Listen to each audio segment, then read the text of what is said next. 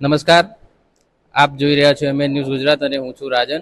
આજે આપણી વચ્ચે ઉપસ્થિત છે બામસેફ સંગઠનના ગુજરાત રાજ્યના પ્રદેશ અધ્યક્ષ માનનીય રમણભાઈ પરમાર સાહેબ એ આપણી સાથે ઉપસ્થિત છે અને આવનારા સમયની અંદર ટૂંક સમયની અંદર ગુજરાત રાજ્યનું 40મું બામસેફ અને રાષ્ટ્રીય મૂળ નિવાસી સંઘનું રાજ્ય અધિવેશન થવા જઈ રહ્યું છે. તો તેના અનુસંધાને આપણે પૂછીશું કે ગુજરાત રાજ્યમાં તે લોકોની કઈ રીતની તૈયારીઓ ચાલી રહી છે. સાહેબ, આપનું અમારી ન્યૂઝ ચેનલમાં હાર્દિક સ્વાગત છે. ધન્યવાદ એમએન ટીવી. સાહેબ, તો આ જે આવનારા સમયની અંદર ગુજરાત રાજ્યની અંદર બામસેફ સંગઠન અને રાષ્ટ્રીય મૂળ નિવાસી સંઘનું 40મું રાજ્ય અધિવેશન થવા જઈ રહ્યું છે, તો તેની અંદર કઈ રીતની તૈયારીઓ તમે કરી રહ્યા છો ગુજરાતમાં સફળ બનાવવા માટે? લગભગ ગુજરાતના તમામ જિલ્લાઓમાં અમે આની જાણકારી આપેલી છે, એની પત્રિકાઓ અને છપાવવામાં આવેલી છે. સોશિયલ મીડિયાના માધ્યમથી અમે એની જાણકારી પણ લોકો સુધી પહોંચાડી છે. તમામ યુનિટો આની અંદર સંગઠનની અંદર કામ કરી રહ્યા છે, કારણ કે બામસેફ મધર ઓર્ગેનાઇઝેશન છે અને ભારત મુક્તિ મોરચા એના જે ઓફશૂટ વિંગ છે અને બામસેફના જેટલા ઓફશૂટ વિંગ છે, ગુજરાતની અંદર આવા લગભગ 15 ઓફશૂટ વિંગ બામસેફના કામ કરી રહ્યા છે.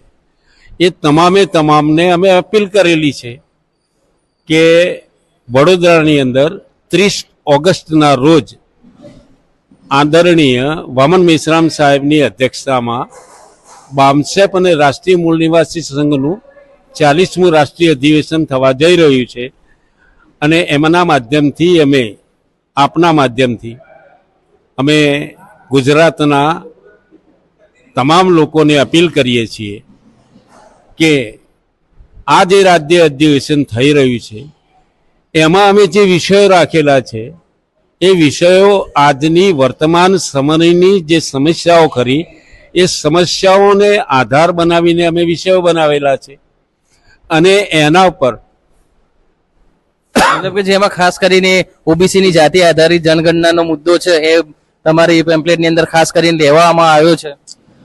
2010-11 થી ભારતની અડધી આબાદી જેને કહી શકાય, અધર બેકવર્ડ ક્લાસ અડધી આબાદી છે.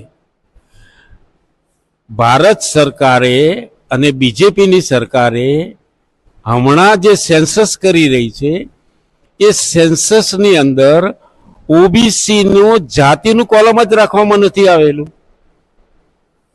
જે ગણતરી કરવામાં આવે છે એમાં પૂછવામાં આવે કે તમે કોણ છો, કે એસસી, તો એસસીના કોલમમાં, તમે એસટીના કોલમમાં, કે અમે ઓબીસીમાં છીએ, ઓબીસી નહીં, જનરલમાં.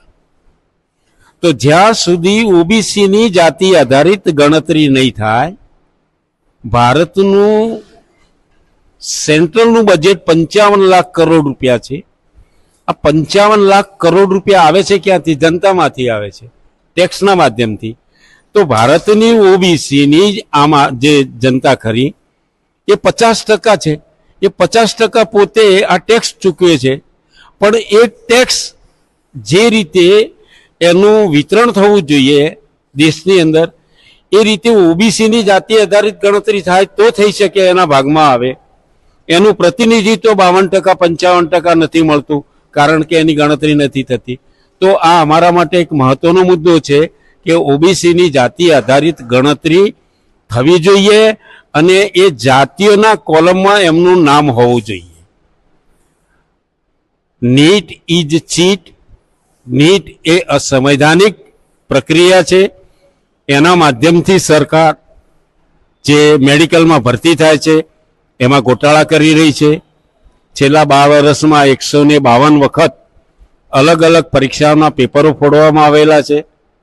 એના માધ્યમથી અમે આ વિષય રાખેલો છે કે નીટની અંદરથી કેવી રીતે છેતરપિંડી કરી અને મેડિકલમાં ભરતી કરવામાં આવે છે. તો આ પ્રકારના અમારા વિષયો રાખવામાં આવેલા છે. મહિલાઓના વિષયો છે.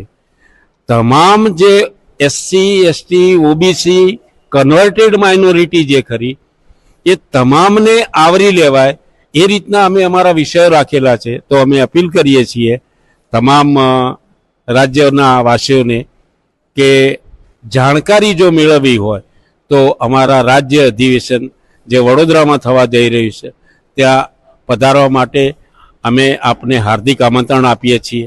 ધન્યવાદ. તો આપણી સમક્ષ હતા ઉપસ્થિત રમણભાઈ પરમાર સાહેબ, જેઓ વામસેપ રાજ્યના પ્રદેશ અધ્યક્ષ છે. તો આવનારા સમયમાં જે વામસેપનું 40મું રાજ્ય અધિવેશન થવા જઈ રહ્યું છે ખૂબ સફળ થાય અને ખૂબ લોકો આવે એવી જ આશા અને અપેક્ષા સાથે જય ભીમ, જય મુનિવાસી.